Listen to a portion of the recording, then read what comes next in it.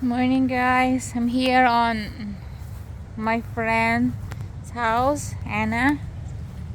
Um, he's not home today, but she told me I can check her front yard and backyard.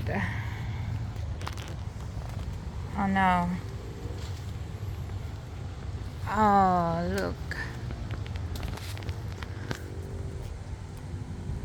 All of his banana, of her banana, natumba yung banana niya.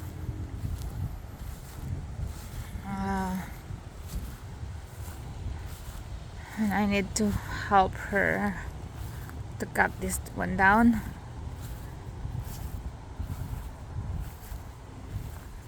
Ito yung Orinoco banana niya.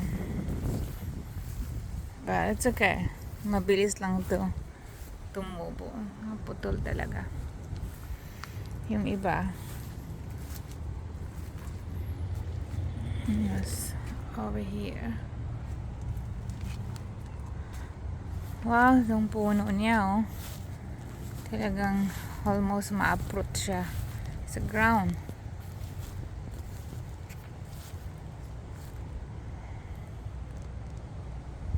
So,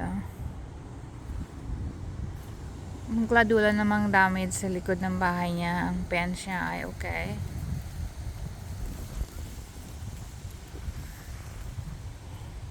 Ito lang mga tanim niya, mga puno niya. I don't know what kind of puno ito. Kasi yung friend ko ay Puerto Rican. And I'm so sad sa banana niya. But oh, yung malunggay niya, tinanim ko to para sa kanya. Ayun, yung banana naman napunta sa kapitbahay. So yung hangin talaga is papunta doon, yung hangin. So it's okay.